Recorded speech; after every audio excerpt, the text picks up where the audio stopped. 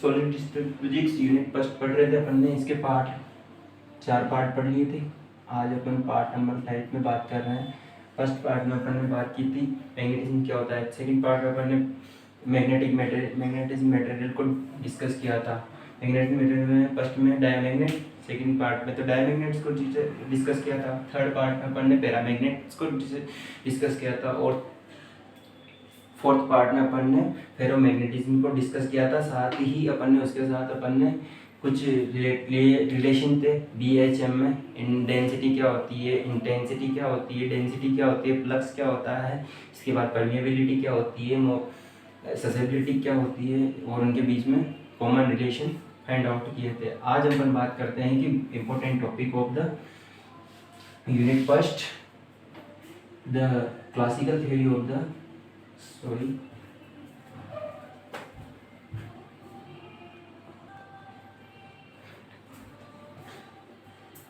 अपन discuss कर रहे थे, इंक खत्म हो गई थी इस वजह से, sorry.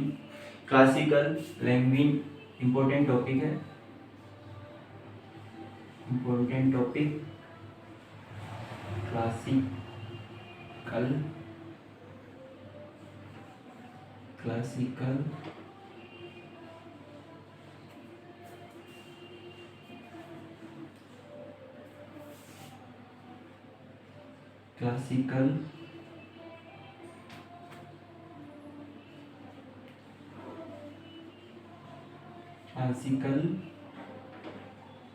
Language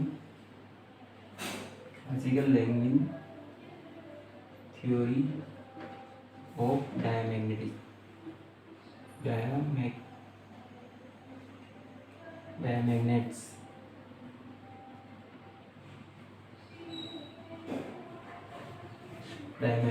classical Langevin theory of डायमैग्नेट्स।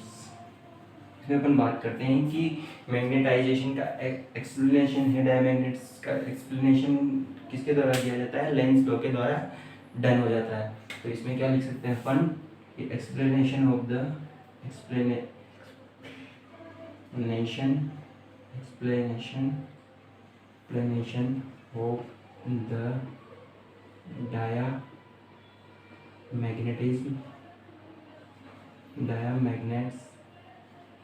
magnetism explanation of the diamagnets done by Lenz law या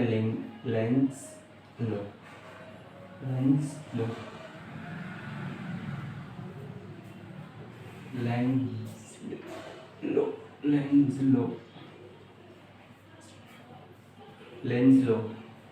इसके बाद अपन बात करते हैं कि लेंज लॉ, और अकॉर्डिंग टू लेंज लॉ क्या होता है, according to Lenz law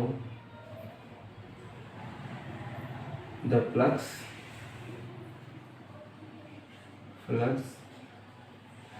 ROUGH2 according to Lenz law क्या होता है कि flux through induce electric circuit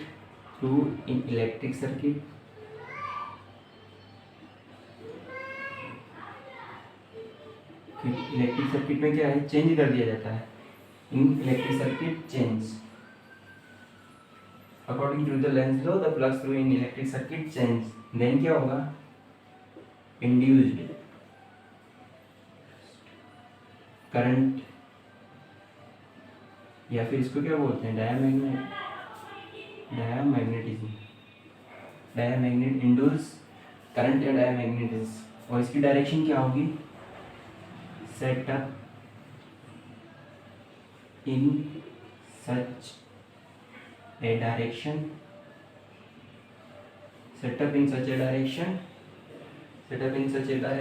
as a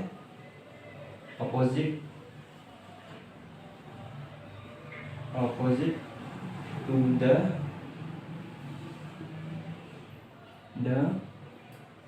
जो इंड्यूस्ड करंट है उसकी डायरेक्शन क्या होगी, फ्लक्स या magnetic field, flux due to the flux. ठीक है, जैसे कोई भी इलेक्ट्रॉन है, इसका डायग्राम बना लेते हैं। ये magnetic field, angular velocity, electron, इसको करते कर रहे हैं ये इसकी radial distance of the radial distance to B vector से, रेडियल डिस्टेंस बी वेक्टर। और ये क्या है, एल वेक्टर। यहाँ पे क्या है, न्यूक्लियस से क्या एल वेक्टर। इसका एंगुलर मोमेंटम क्या है, orbital angular momentum L. Rotate करा है ना, एंगुलर ऑर्बिटल मोमेंटम भी इलेक्ट्रॉन। ठीक है, अगर अपन बात करते हैं कि बी की प्रेजेंस में विद बी, इसका इसकी कैलकुलेशन या फिर फॉर्मूला डिराइव करना है एक्सेसिबिलिटी का कि डिपेंडेंसी टी पे है कि बी पे है, उसको डिराइव करने के लिए अपन फर्स्ट में बात करते हैं कि विद बी डेरिवेशन करने के लिए, इसका डेरिवेशन करने के लिए विद बी वेक्टर कि the presence of the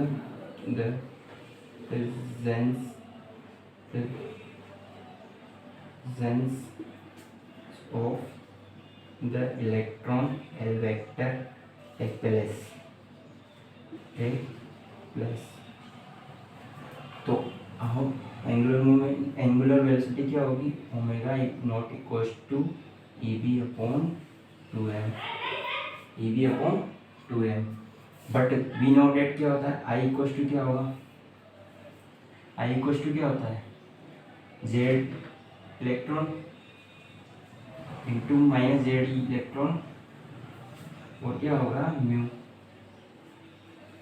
but कोई भी एक ये है, इसमें क्या है, एक इलेक्ट्रॉन का क्या है, जेड इलेक्ट्रॉन, और कितने एटम्स हैं, एन एटम्स के लिए बात करें तो एन पर यूनिट वॉल्यूम कितना है, N atom per unit volume में एन कितने एटम है, एन यूनिट एटम। तो जेड ई इलेक्ट्रॉन क्या हो जाएगा, number of electron per unit volume, per unit volume, number of electron per unit volume, I equals to Z electron mu. But we know that first equation इसको दे दो, second equation first they दो, second दे दो। But we know that क्या होता है, omega equals to 2 pi mu. तो mu equals to क्या आ गया, ओमेगा अपॉन 2 पाई। यहाँ पे ओमेगा नॉट है तो ओमेगा नॉट इक्वल्स टू 2 पाई। तो ओमेगा नॉट म्यू की वैल्यू क्या पुट कर देंगे, इक्वल्स टू क्या है, इक्वेशन फर्स्ट एंड सेकंड। तो आई इक्वल्स टू क्या आ जाएगा, आई इक्वल्स टू क्या आ गया, यहाँ पे देखो आई इक्वल्स टू क्या आ रहा है, जेड ई इलेक्ट्रॉन, करंट क्या आ जाएगा इसमें, I equals to Z E electron minus Z E electron mu. Mu की वैल्यू क्या है, ई बी अपॉन,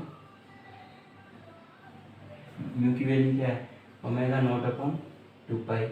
और यहाँ से ओमेगा नॉट की वैल्यू क्या है, minus Z E electron upon omega naught की वैल्यू क्या है, ओमेगा नॉट की वैल्यू क्या है अपने पास, ओमेगा नॉट की वैल्यू है, ओमेगा नॉट की value E B upon, equation first से ई बी अपॉन 2m, और क्या है 2 पाई है, तो क्या हो गया 4 पाई m, इक्वेशन नंबर थर्ड। ये तो क्या आ गया, करंट आ गया।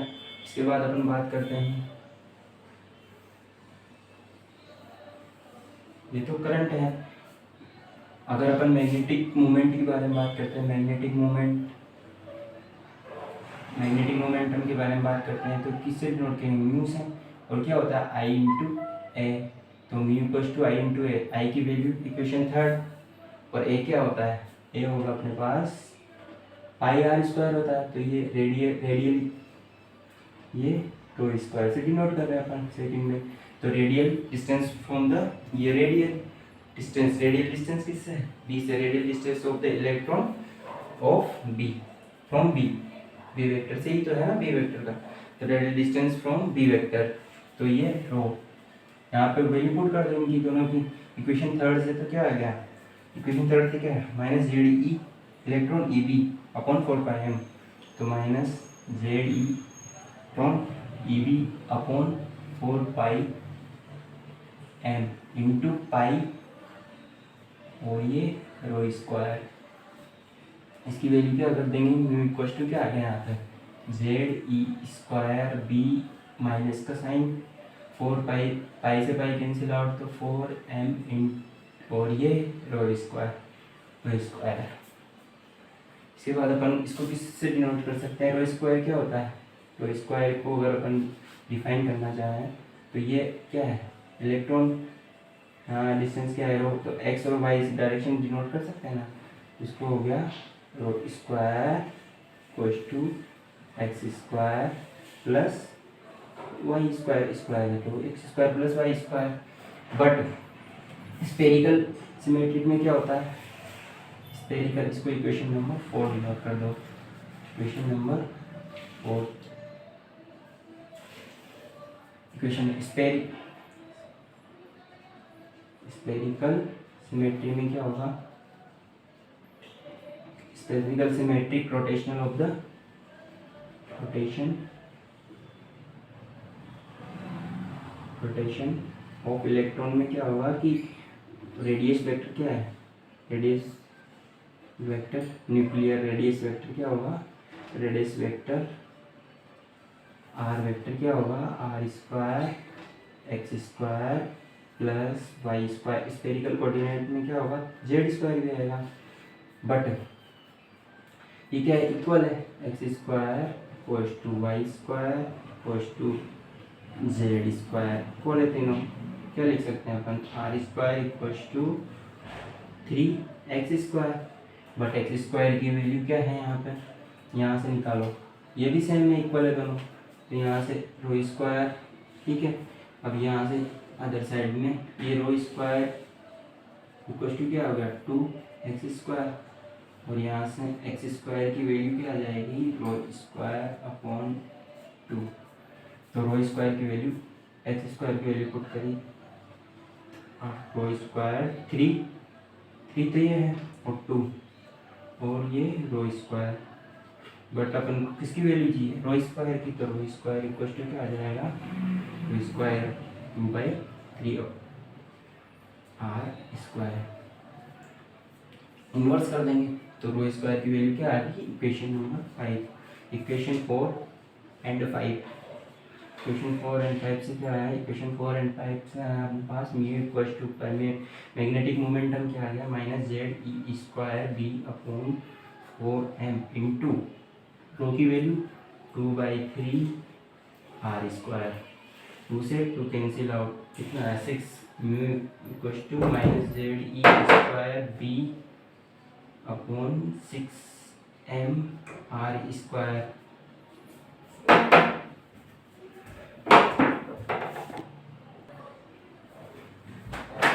Mu magnetic momentum minus Z E square B upon 6m R square. इसके बाद अपन डिस्कस करते हैं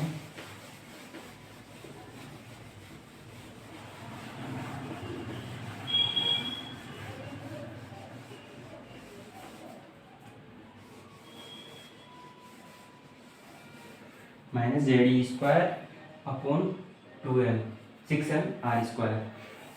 but n number of atoms, ये equation number 6, equation number 6, number of n number of atom per unit L volume, तो per unit n number of atoms, तो magnetisation को लिख सकते हैं n म्यू, तो इक्वेशन 6 से वैल्यू पुट कर दो, तो m equals to n Z E square B upon 6m R square, n Z E square B upon 6m R square. But जैसे मैग्नेटिक सेसिबिलिटी क्या होती है, मैग्नेटिक सेसिबिलिटी तो chi equals to m upon v mu naught, उसमें important में पढ़ा था अपने पार्ट 4 में, तो chi equals to mu naught m upon v, chi equals to क्या आएगा, mu naught as well as minus का sign N Z E square, B से बी कैंसिल आउट अपॉन में, तो N Z E square upon 6m R square. ये क्या है, permeability, तो ये नेगेटिव साइन क्या डिसाइड कर रहा है कि ये डायमैग्नेटिक्स, बिहेवियर ऑफ द डायमैग्नेटिक्स नेगेटिव है ना पर ससेबिलिटी, तो बिहेवियर ऑफ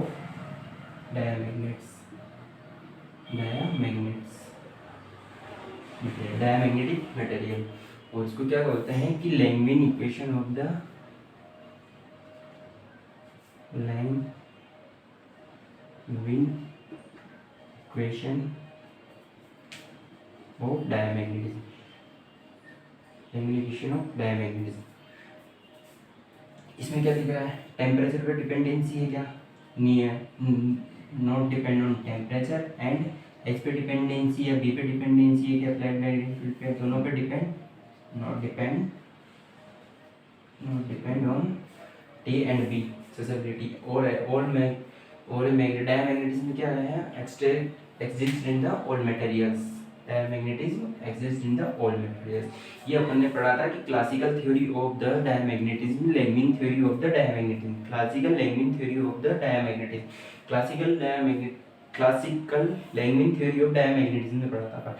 उसमें अपन ने बताया था कि जब लेंस लॉ के अनुसार, लेंस लॉ से अपन डायमैग्नेटिज्म को एक्सप्लेन कर सकते हैं, डायमैग्नेटिज्म को एक्सप्लेन कर सकते हैं लेंस लॉ के अकॉर्डिंग। और लेंस लॉ क्या होता है, लेंस लॉ होता है, according to the Lenz law कहा जाता है कि किसी भी इलेक्ट्रिक सर्किट में अपन क्या करते हैं, प्लस फ्लो होता है तो उसको चेंज कर देते हैं, तो उसमें क्या होता है कि डायमैग्नेटिज्म या करंट हो जाता है, इंड्यूस हो जाता है, करंट इंड्यूस होता है, तो उसकी डायरेक्शन क्या होगी, प्लस के अपोजिट डायरेक्शन में होगा। वो जो प्लस करंट की डायरेक्शन होगी या डायमैग्नेटिज्म की डायरेक्शन होगी वो अपोजिट होगी जो अपन ने प्लस या मैग्नेटिक फील्ड लगाया है, ठीक है।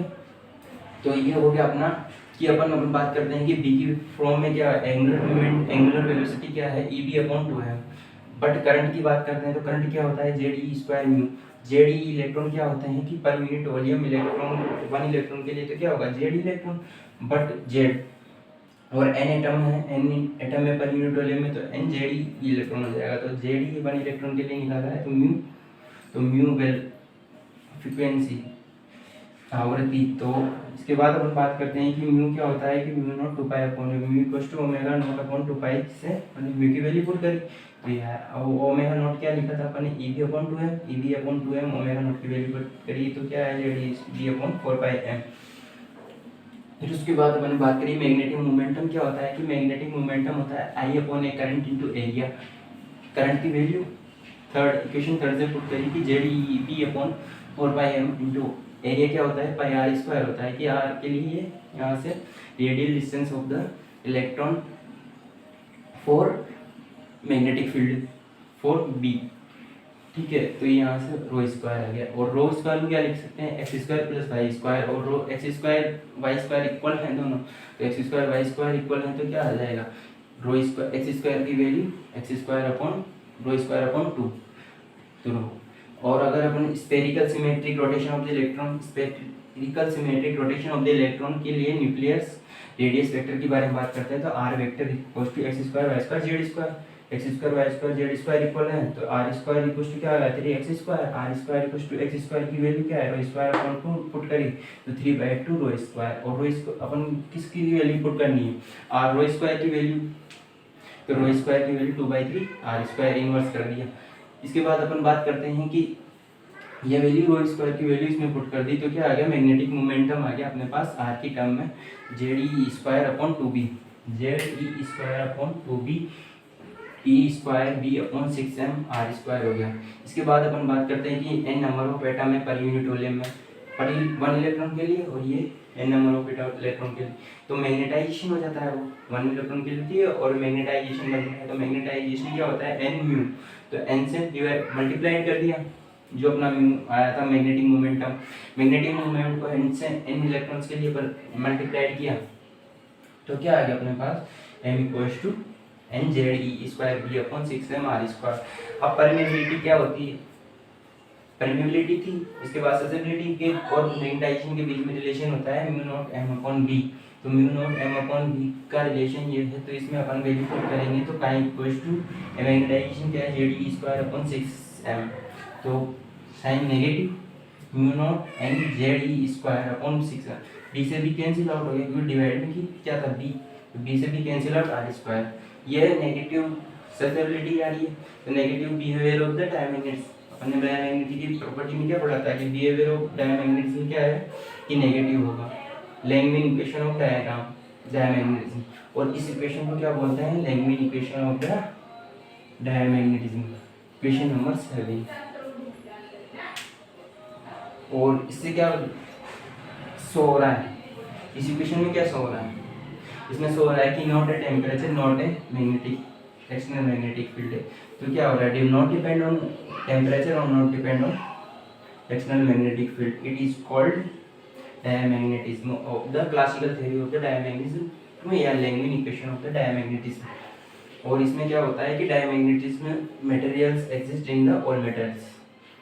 ठीक है, अगले पार्ट में अपन डिस्कस करेंगे, पार्ट 6 में अपन डिस्कस करेंगे quantum theory of the diamagnetism.